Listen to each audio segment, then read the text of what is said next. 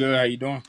I'm good, man. Happy to have you, bruh. Man, you are serious, man. You a serious fighter, man. You keep shocking me. First is when I seen you spar Mari, and now this fight, man. Honestly, because um, yeah, if you wasn't a serious fighter, you just wouldn't be taking this fight, bro. You know you'd be swerving this fight for a little bit down the line, and we'd be doing this interview, and you'd be telling me, it wasn't enough money, or you and Diego Pacheco deserved to fight for a title.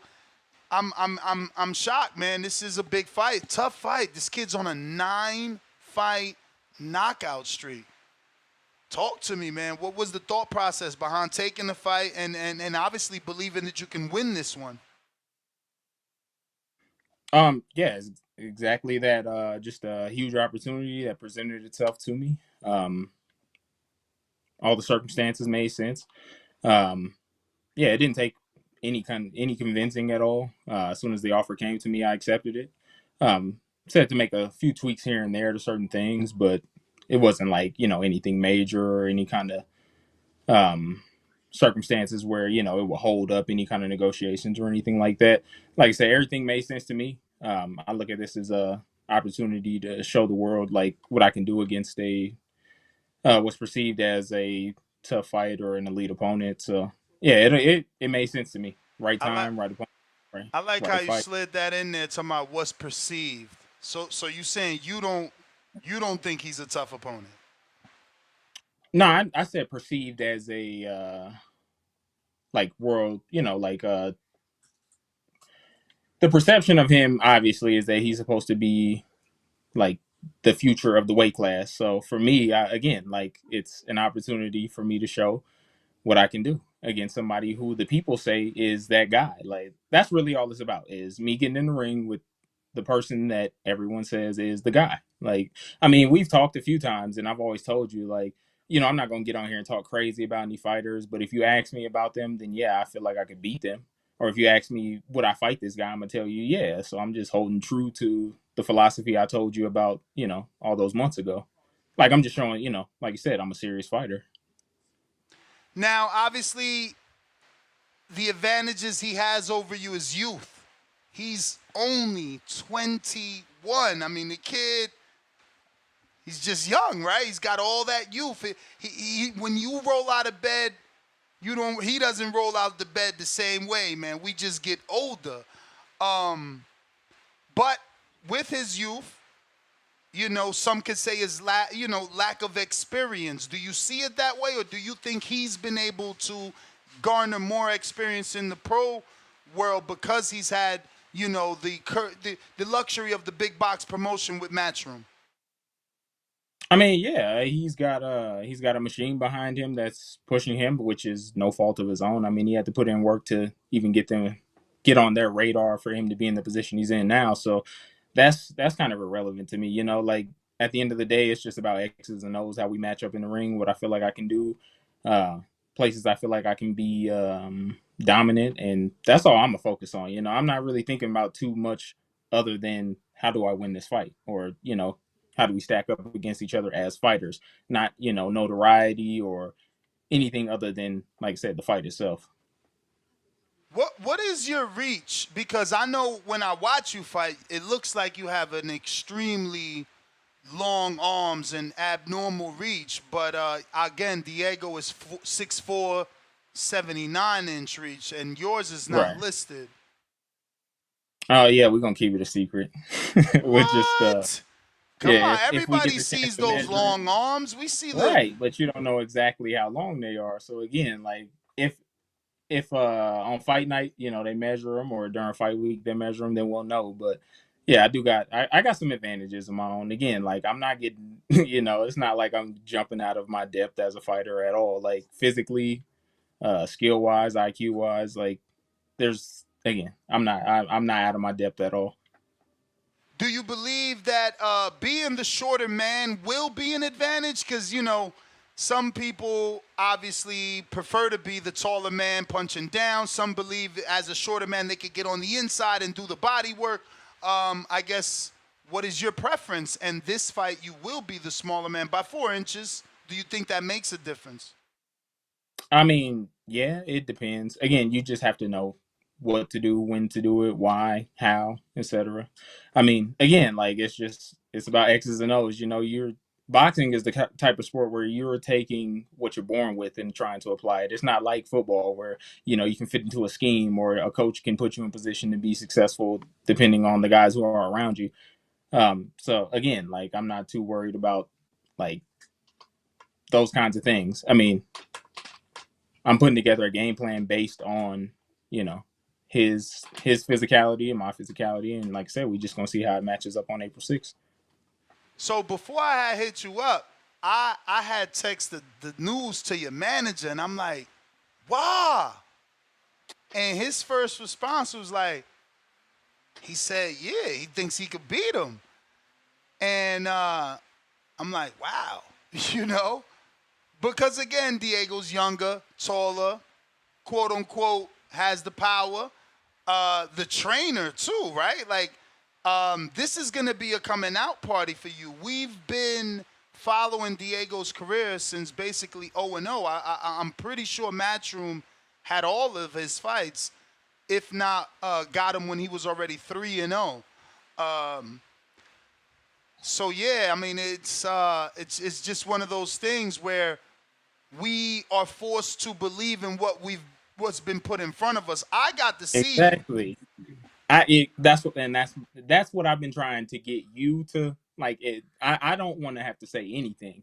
You said it yourself. Like you can only go with what's been put in front of you. You've seen me. You've seen me behind closed doors. You know what I can do. Now, again, this is a coming out party for me, so it's about what I do. I mean, technically, the perception is that I quote unquote have nothing to lose, even though I'm an undefeated fighter with real fighters on my resume. And I mean, he's a good fighter, but we've seen like he's been put in position from jump.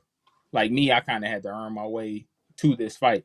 And again, like I'll even go back to previous conversations we've had. You people want me to get on the internet and talk crazy and talk shit about fighters and say I do this, this, and this. But look, I've landed myself in this fight without having to do any of that. The only thing that got me here is fighting, not like talking crazy about anybody or ducking and dodging my way onto a big platform. Like I've been like I might have been doing it behind the scenes, but I've been fighting tough fights and I've been taking care of business and I've maintained my O just like he has. So again, when we get in the ring, it's just gonna be exactly that. Two undefeated contenders, two guys who are real fighters, and we're gonna see who the best man is. At the end of the day, that's all that really matters to me is getting in the ring and handling business.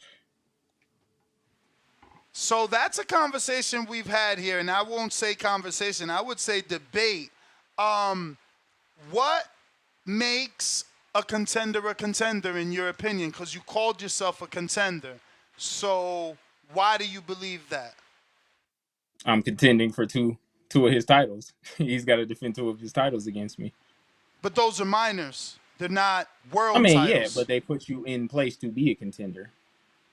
No, and So that's again, our logic. Our logic, mine and my co-host who's not here during the evening shows, is if you make it to the top 10 or top 15, which means a champion can pick from 1 through 15 to right, title defense, which means if you're a top 15, you're in title contention, hence right, contender. So bringing it full circle, though, he's had more 10 rounders. This will be his second 12 rounder. How does that come into play for this fight?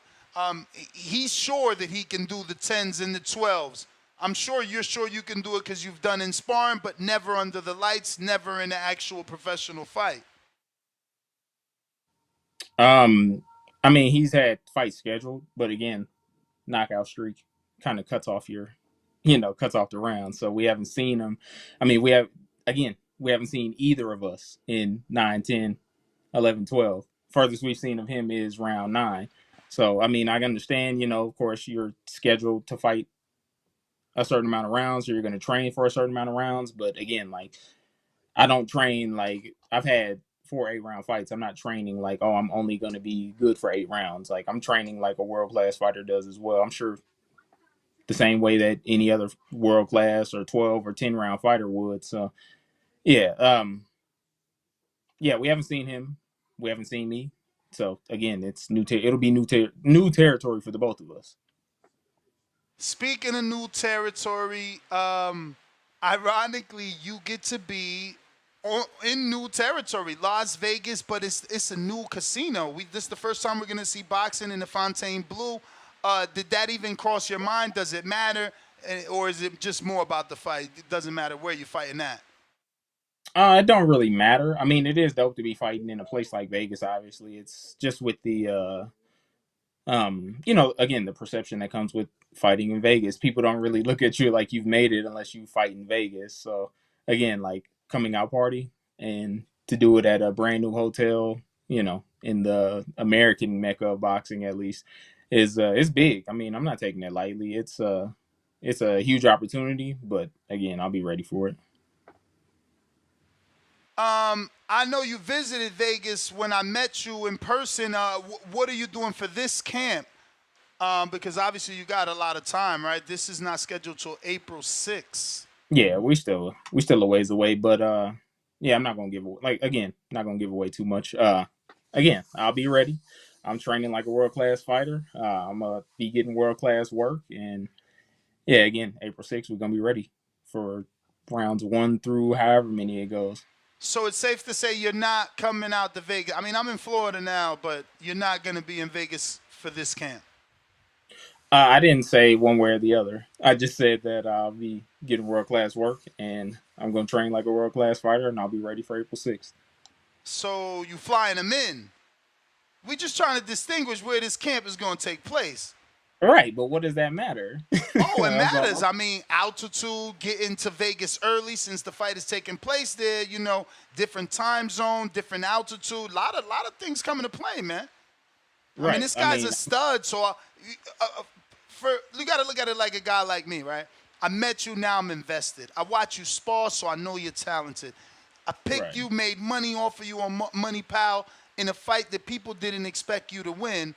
So, fuck, I'm gonna pick you in this fight, or at least want you to win in this fight. But you gotta be, you know, this is a young stud. Like Right, I know, and some again, of these I'm not. little boxes matter. Like, okay, no, Right, he is training and running the mountain, so he's got there early. All those things will matter for us betters. right. But again, I could sit here and tell you like, oh, I'm about to do this, I'm about to do that, and again, it don't matter till we get in the ring. Like I said, I'm gonna have a great training camp. I'm sure he gonna have a great training camp, and we gonna see, you know, how we stack up against each other April 6th.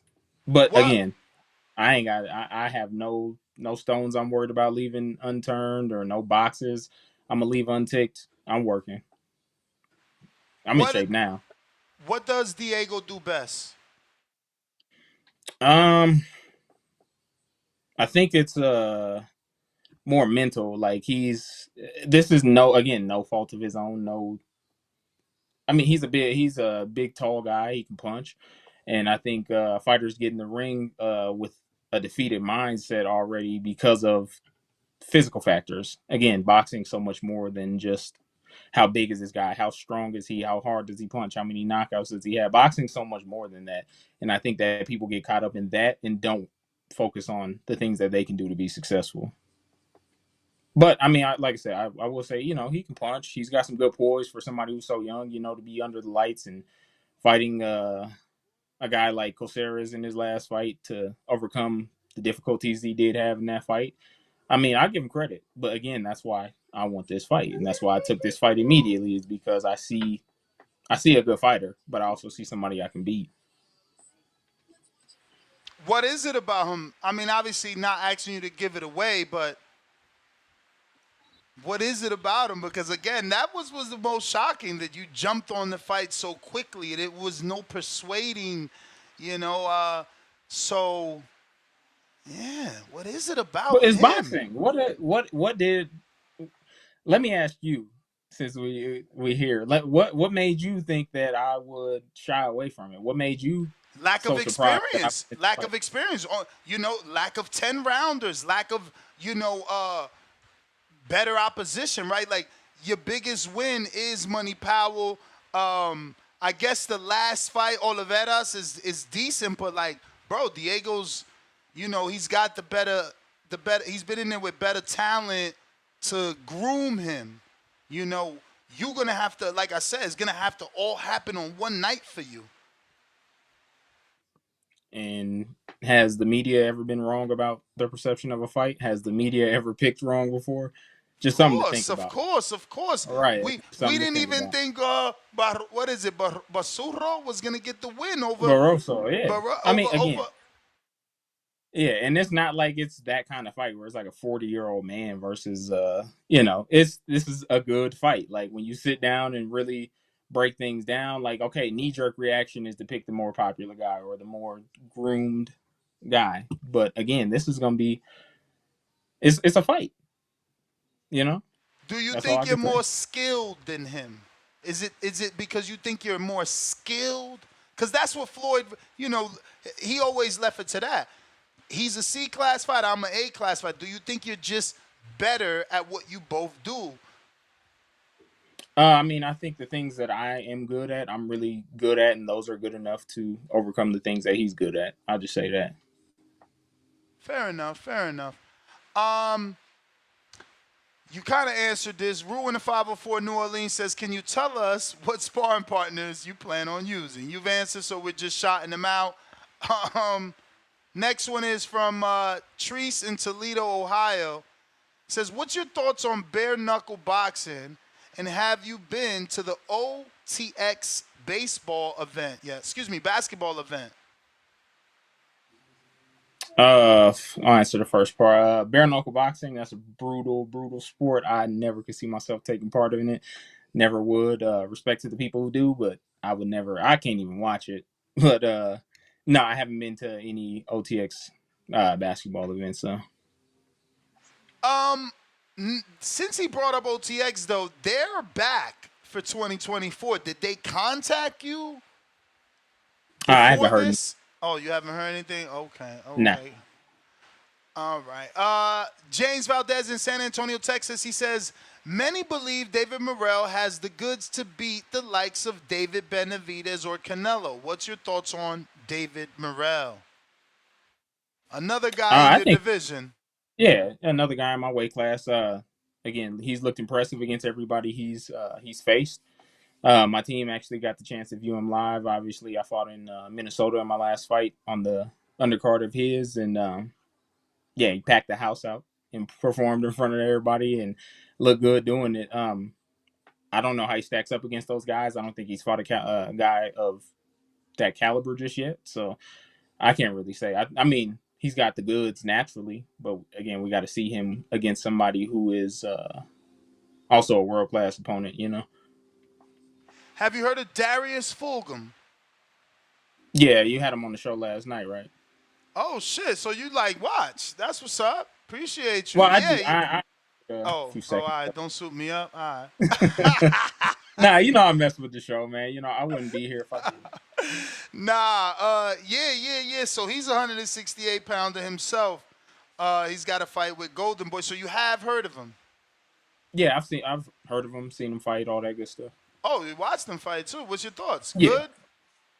Yeah. I mean, kind of along that same path of being groomed to being having the right guys put in front of him, and just getting them out the way, doing what he's supposed to do.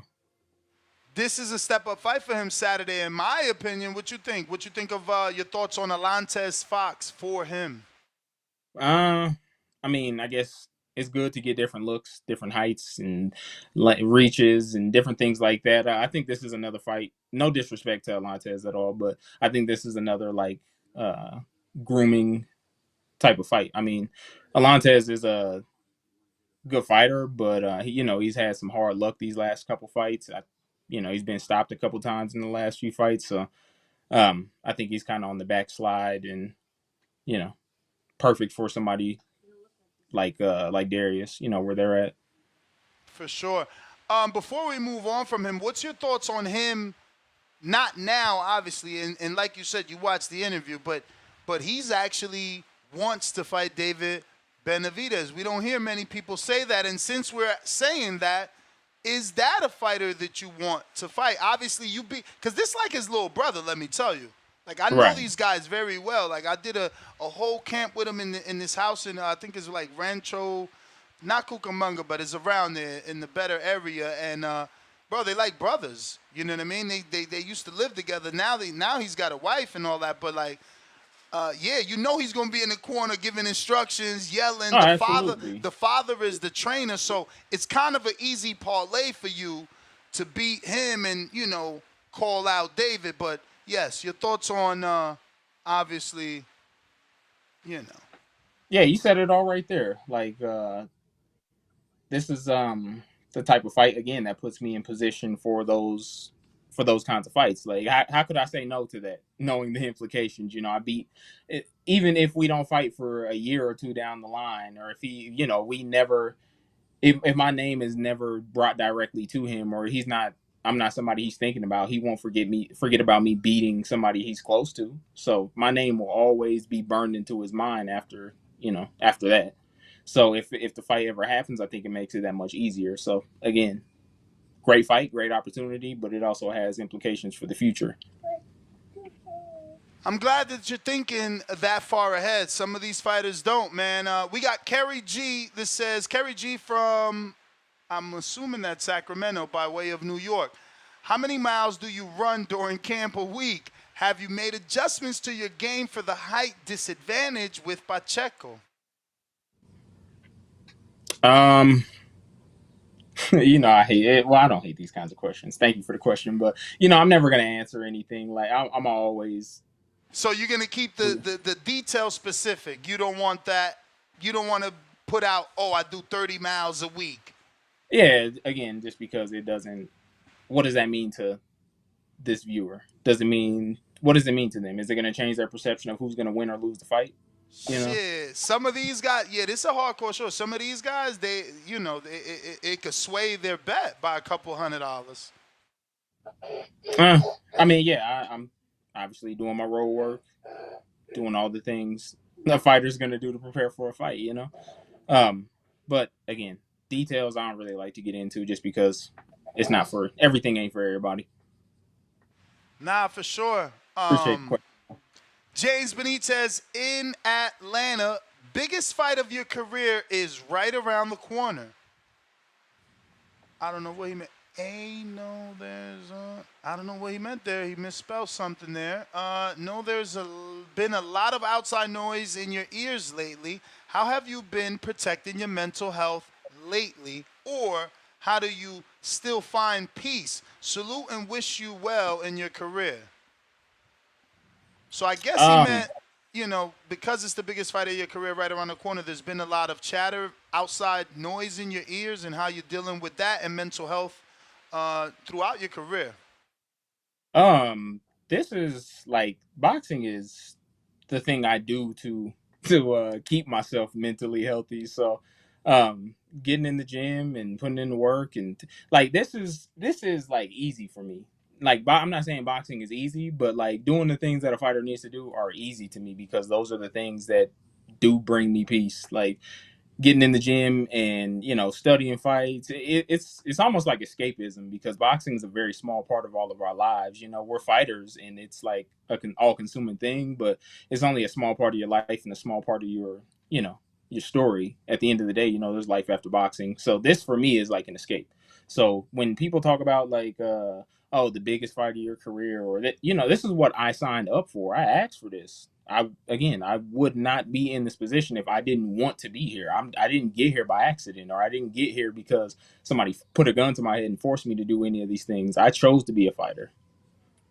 I chose to, deal with these kinds of questions. I chose to, get on here and talk about the upcoming fight and blah, blah, blah. Whatever comes with this, I chose it. So it makes it easy for me that way. Next one is from Mad Bent in Kansas City. Is visualization part of your mental preparation? What do you do?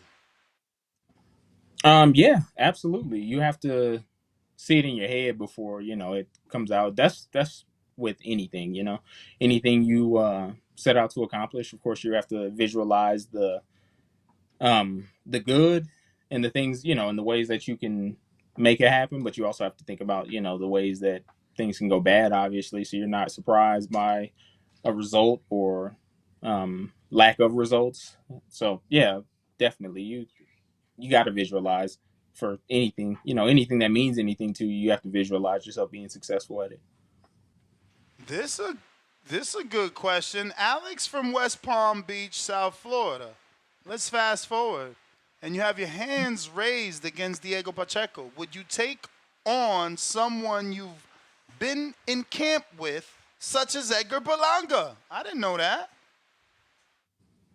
Yeah, it's been a while since we talked. I think the last time we talked was what, after the money pound fight. Yeah, so Yep. yeah, it's a little bit that you missed out on, but yeah, absolutely. Again, I'm not like barring I'm victorious in this fight, I'm not looking to take any steps backwards. Like I really can't after this. I beat a guy like him. There is no quote unquote flying under the radar anymore, or being somebody that people ain't paying much attention to anymore. Like I've put myself in a position where I win this fight and things are changed for forever. So whoever comes with that, yeah, Berlanga or anybody else. But if you beat Pacheco, you think Berlanga takes a fight versus you? I think it makes sense. We have some history.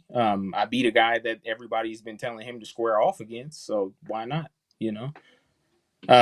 It's Joseph Parker just beat Deontay Wilder, right? So that puts him in position to fight anybody that Deontay Wilder or the fans want to see Deontay Wilder fight. Um, Jong just beat Joe Joyce, so it puts him, in a position to fight any of the guys that the bigger name guys were supposed to fight. That's why people like me take these kinds of fights to put themselves in position to fight, the people that they want to see the perceived favorite fight. That's the whole point. Like this is a business, it's a sport. It's also a business. I understand that. I have an understanding of that. For sure. Last one is from that dude they hate. Top two opponents this year you would want to box.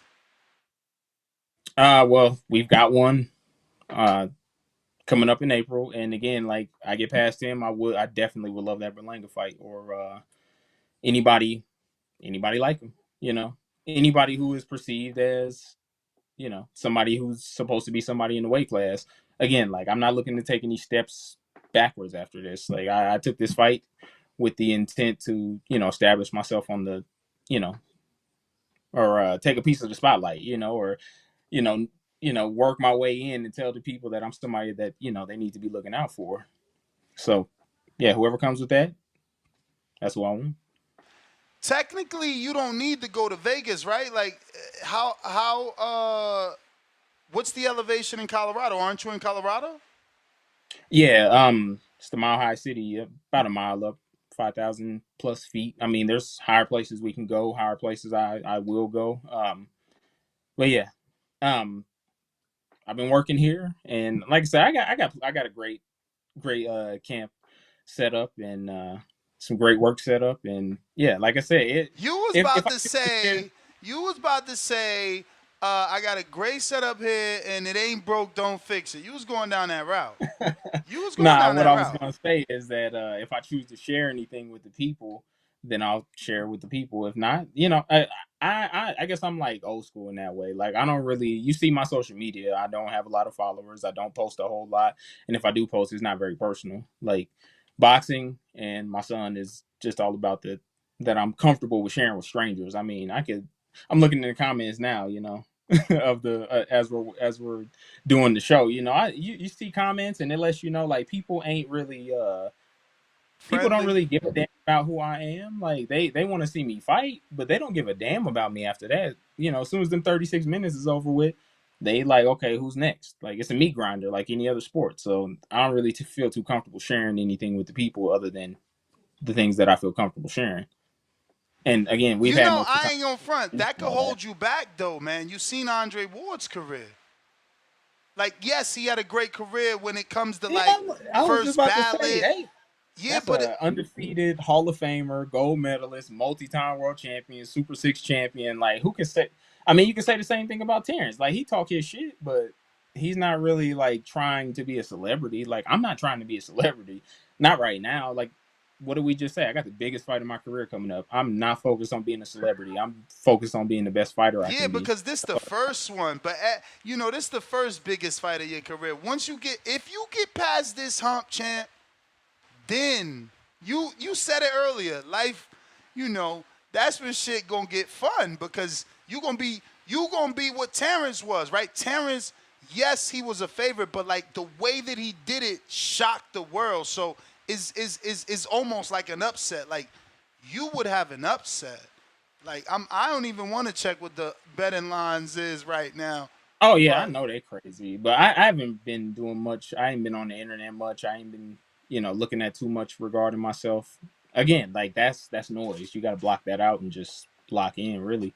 But again, two of the we just named off two of the best fighters of really like arguably the last 20 years besides Floyd, and neither one of them guys were respected much at even at the height of their careers, let now alone I when they think were. I think I think yes, Crawford and Ward were similar, but you gotta admit everything changed for Crawford after that Earl fight. He's just Yeah, a of course, celebrity. but Like now his how personality shined. Like we got to see a different side of him too. Like he but he had to show the people what he could do in the ring before he got the respect and the space to finally be like a human being with the people. Like they want to see what you can do in the ring first. They don't care Of about your course. hobby, kids, and your But that lifestyle. They but don't care that's about none of also that. not true. That's also not true because like look at a guy like Berlanga. Why is a guy like Berlanga considered a big fight for you and Pacheco? Because he's got the people already. Because he He got the also social had media 16 first already. round knockouts. He had 16 first round knockouts too, But though. not with the level of competition that you It and don't matter. It it don't matter. does. It It don't does. matter. You wow. What? It don't People matter. people don't think people people believe that Diego Pacheco is more contender than Berlanga. Berlanga has to prove more than Diego at this point. You don't think so? Um, I mean, look at the eh, opponents, bro. Look at who no, Diego's I hear you. fighting, and look at who Berlanga's fighting. Yeah, but he's also been with the same company since the start of his career. Berlanga's in a new not again. I don't have a dog in the fight, but yeah, like he's had more stability throughout his career. A better relationship with the people that he's doing business with. So they're gonna put him. They're doing right by him. They're not babying him, and I respect that. But Top Rank, he was with Top Rank. Top Rank is the best in the business at building up fighters to me. Like they're the best in the business at building up guys, starting a guy from ground zero and building them up. But yeah, hey, that's on them. They them as two guys who got issues of their own. I'm just the guy who's ready to sneak in the back door and make my presence felt. So that's for them. That's for them to talk about, for them to handle. Where's your gym in the Mile High Club, or is that also secret information? No, it's I train out of A1 boxing. It's most people probably ain't never heard of it, ain't never heard of the city of Aurora, but yeah, it's in a cozy little suburb called Aurora in Colorado. Okay. Oh, so it's a suburb. I thought it was like okay. Nah, it Um, ain't like nothing. I mean, don't get me wrong, things go down out here, but I ain't from like the trenches or nothing like that. I ain't gonna get on here and fake anything. nah, for sure. We didn't want you to, champ. We like you nonetheless. We got. Would you be willing to fight Chris? I mean, I don't know that you would need to after Diego Pacheco when they. That's the better question. Is this a one fight deal or is there an option on you if you win? Confidential. Ha! Option it is. Well, So legally, I can't say better one way or the other. question. I Better don't know. question. Better question. If you win, can we see you signed to the network? Again, no comment. So that hasn't even been discussed. Like, oh, you win. There's a potential deal on the table. Again, out of my Oh man, you playing that scope of things I hardball can talk about. today. He playing It's just hardball. yeah, All it's just right. out certain things are out of my scope to talk about. You know, again, I like to play by the rules just a little bit. Boy, Jolene gonna watch this on the playback and be like, I love Shawn. He know how to dodge them questions. Them punches too. I think that's it though. I refreshed here. Let me make sure I don't leave any guy behind. Yes, that is all the questions. Shawn, we do appreciate you coming on. A lot of time to get ready. So and I keep telling everybody I interview, you know, Canelo messed it up. He says luck is for the mediocre, so it kind of makes me feel bad to wish you luck, right? Yeah, I mean, I take it, but yeah, I'm not going into the ring banking on luck at all. For sure. We wouldn't want you to. Champ, appreciate you coming on. Since it's not until April 4th, I think we should definitely get you back on. Maybe like in a month and a half or a month's time. Yeah, we can make it happen for sure. Make sure I you got appreciate some it. some details to give us. You know, clear those details with the camp. Yeah, like I was just about to say, yeah, maybe I'll have a little bit more to share with you by the time a month rolls around, but we'll see. I'll be in full swing training camp, and yeah, I'll have some juicy details for you then. All right, champ. Appreciate you, man. Thank you again. There you have it, ladies and gentlemen. Shawn Mccalman, and he is taking on Diego Pacheco. It's a tough assignment. What up, YouTube family? Don't forget to hit that like button. Subscribe to the YouTube channel. Help us get to that 1,000,000 subscribers. We're on the road to 1,000,000. And obviously, we have other great content on our Patreon channel. So since this video is over, head on over to our Patreon and check out all the exclusive content or right here on our YouTube members.